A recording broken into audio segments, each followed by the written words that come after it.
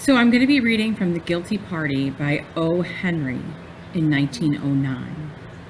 William Sidney Porter, better known by his pen name, O. Henry, was an American writer.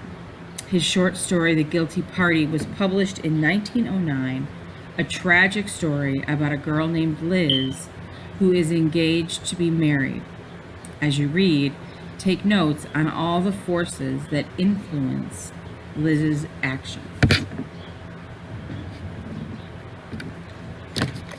A red-haired, unshaven, untidy man sat in a rocking chair by a window.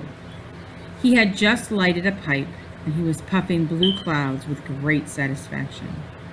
He had removed his shoes and donned a pair of blue, faded carpet slippers. With the morbid thirst of the confirmed Daily News drinker, he awkwardly folded back the pages of an evening paper, eagerly gulping down the strong black headlines to be followed as a chaser by the milder details of the smaller type.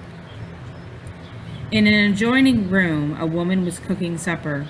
Odors from bacon and boiling coffee contended against the cut-plug fumes from the Vespertine pipe. Outside was one of those crowded streets of the East Side in which, as twilight falls, Satan sets up his recruiting office. A mighty host of children danced and ran and played in the street, some in rags, some in clean white and beribboned, some wild and restless as young hawks, and some gentle-faced and shrinking, some shrieking rude and sinful words, some listening, awed, but soon growing familiar to embrace. Here were the children playing in the corridors of the house of sin. Above the playground forever hovered a great bird. The bird was known to humorists as the stork, but the people of Christie Street were better ornithologists. They called it a vulture. A little girl of 12 came up timidly to the man reading and rested by the window and said, "Papa, won't you play a game of checkers with me if you aren't too tired?" The red-haired, unshaven, untidy man sitting shoeless by the window answered with a frown, "Checkers? No, I won't. Can't a man who works hard all day have a little rest when he comes home? Why don't you go out and play with the other kids on the sidewalk?" The woman who was cooking came to the door. "John," she said, "I don't like for Lizzie to play in the streets. They learn too much there that ain't good for 'em. She's been in the house all day long. It seems like you might give up a little of your time to amuse her when you come home." "Let her go out and play like the rest of them if she wants to be amused," said the red-haired, unshaven, untidy man. "Don't bother me." "You're on," said Kid Mullally. $50 to 25. I take Annie to the dance. Put up." The kid's black eyes were snapping with the fire of the baited and the challenged. He drew out his roll and slapped 5 tens upon the bar. 3 or 4 young fellows who were thus taken more slowly produced their stake. The bartender, ex officio stakeholder, took the money, laboriously wrapped it, recorded the bet with an inch-long pencil, and stuffed the whole into the corner of the cash register. "And oh, what'll be done to you will be a plenty," said a bettor, with anticipatory glee. "That's my lookout," said the kid, sternly. "Fill 'em up all around, Mike." After the round, Burke, the kid's sponge holder pal, mentor, and grand visor, drew him out to the boot-black stand at the saloon corner, where all the official and important matters of the Small Hours Social Club were settled. As Tony polished the light tan shoes of the club's president and secretary for the 5th time that day, Burke spake words of wisdom to his chief. "Cut that blonde out, kid," was his advice, "or there'll be trouble. What do you want to throw down that girl of yours for? You'll never find one that'll freeze to you like Liz has. She's worth a hellful of Annies." "I'm no Annie admirer," said the kid, dropping a cigarette ash on his polished toe and wiping it off on Tony's shoulder. But I want to teach Liz a lesson. She thinks I belong to her. She's been bragging that I daren't speak to another girl. Liz is all right in some ways. She's drinking a little too much lately, and she uses language that a lady oughtn't. You're engaged, ain't you? Asked Burke. Sure, we'll get married next year. Maybe. I saw you make her drink her first glass of beer, said Burke, and that was 2 years ago, when she used to come down to the corner of Christy Bear, headed to meet you after supper. She was a quiet sort of kid then and couldn't speak without blushing. She's a little spitfire sometimes now, said the kid. I hate jealousy. That's why I'm going to the dance with Annie. I'll teach her some sense. You better look a little out, were Burke's last words. If Liz were my girl, and I was to sneak out and dance a couple with Annie, I'd want a suit of chain armor on under my gladsome rags, all right. Though the land of the stork vulture wandered Liz. Her black eyes searched the passing crowds, fearfully but vaguely. Now and then she hummed bars of foolish little songs. Between times she set her small white teeth together and spake crisp words that the East Side had added to her language. Liz's skirt was green silk. Her waist was a large brown and pink plaid, well-fitting and not without style. She wore a cluster ring of huge imitation rubies and a locket that banged her knees at the bottom of a silver chain. Her shoes were run down over twisted high heels and were strangers to polish. Her hat would scarcely have passed into a flour barrel. The family entrance of the Blue Jay Cafe received her. At a table she sat and punched the button with the air of milady ringing for her carriage. The waiter came with his large-chinned, low-voiced manner of respectful familiarity. Liz smoothed her silken skirt with a satisfied wiggle. She made the most of it. Here she could order and be waited upon, and it was all her world offered her of the prerogative of the woman. Whiskey, Tommy, she said as her sister's further uptown murmur. Champagne, James. Sure, Miss Lizzie, what'll be the chaser be? Seltzer. And say, Tommy, has the kid been around today? Why, no, Miss Lizzie. Haven't seen him today. Fluently came the Miss Lizzie, for the kid was known to be one who required rigid upholdment of the dignity of his fiancée. I'm looking for him, said Liz, after the chaser had sputtered under her nose. It's got to me that he says he'll take Annie Carlson to the dance. Let him. The pink-eyed white rat, I'm looking for him. You know me, Tommy. 2 years, me and the kid's been engaged. Look at that ring. $500 he said it cost. Let him take her to the dance. What'll I'll do? I'll cut his heart out. Another whiskey, Tommy. I wouldn't listen to no such reports, Miss Lizzie, said the waiter smoothly from the narrow opening above his chin. Kid Mullally's not the guy to throw a lady like you down. Seltzer on the side. 2 years, repeated Liz, softening a little to sentiment under the magic of the distiller's art. I always used to play out on the street of evenings because there was nothing doing for me at home. For a long time, I just sat on the doorsteps and looked at the lights and people going by, and then the kid came along one evening and sized me up, and I was mashed on the spot for fair. The first drink he made me take I cried all night at home, got a licking for making a noise. And now, say, Tommy, you ever see this Annie Carlson?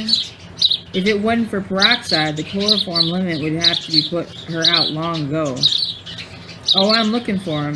You tell the kid he comes in, me, I'll cut his heart out. Leave it to me. Another whiskey, Tommy. A little unsteadily, but with watchful and brilliant eyes, Liz walked up the avenue. On the doorstep of a brick tenement, a curly-haired child sat, puzzling over the convolutions of a tangled string. Liz flopped down beside her with a crooked, shifty smile on her flushed face, but her eyes had grown clear and artless of a sudden. Let me show you how to make a cat's cradle, kid. she said, tucking her green silk skirt under her rusty shoes. And while they sat there, the lights were being turned on for the dance at the hall in the Small Hours Social Club. It was the bi-monthly dance, a dress affair in which members took great pride and bestirred themselves huskily to further adorn. At 9 o'clock, the president, Kid Mullally, paced upon the floor with a lady on his arm. As the lorry was her hair golden, her yes was softened to a yah, but its quality of assent was patient to the most Milesian ears. She stepped upon her own train and blushed, and she smiled into the eyes of Kid Mullally. And then, as the two stood in the middle of the waxed floor, the thing happened to prevent which many lamps are burning nightly in many studies and libraries. Out from the circle of spectators in the hall leaped Fate in a green silk skirt, under the nom de guerre of Liz. Her eyes were hard and blackened than jet. She did not scream or waver. Most unwomanly, she cried out one oath, the kid's own favorite oath. And in his own deep voice, and then while the Small Hours Social Club went fanatically to pieces, she made good her boast to Tommy, the waiter, made good as far as the length of her knife blade and the strength of her arm permitted. The next came the primal instinct of self-preservation, or was it self-annihilation, the instinct that society has grafted on the natural branch. Liz ran out and down the street, swift and true as a woodcock flying through a grove of saplings at dusk. And then followed the big city's biggest shame, its most ancient and rotting surviving canker, its pollution and disgrace, its blight and preservation, its forever infamy and guilt, fostered, unreproved, and uncherished, handed down from a long ago century of the basest barbarity, the hue and cry. Nowhere but in the big cities does it survive, and here most of all, where the ultimate perfection of culture, citizenship, and alleged superiority joins, bawling in the chase. They pursued a shrieking mob of fathers, mothers, lovers, and maidens, howling, yelling, calling, whistling, crying for blood. Well, may the wolf of the big city stand outside the door. Well, may this heart the gentler falter at the siege. Knowing her way and hungry for her surcease, she darted down the familiar ways until at last her feet struck the dull solidity of the rotting pier. And then it was but a few more panting steps, and the good Mother East River took Liz to her bosom, soothed her muddily but quickly, and settled in 5 minutes the problem that keeps lights burning o' nights in thousands of pastorates and colleges. It's mighty funny that the kind of dreams one has sometimes, poets call them visions, but a vision is only a dream in blank verse. I dreamed the rest of this story. I thought it was in the next world. I don't know how I got here. I suppose I had been riding on the 9th Avenue elevated, or taking patent medicine, or trying to pull Jim Jeffries' nose, or doing some such little injurious stunt. But anyhow, there I was, and there was a great crowd of us outside the courtroom where the judgments were going on. And every now and then a very beautiful and imposing court officer angel would come outside the door and call another case. While I was considering my own worldly sins and wondering whether there would be any use of my trying to prove an alibi by claiming that I lived in New Jersey, the bailiff angel came to the door and rang out, "Case number 99852-743.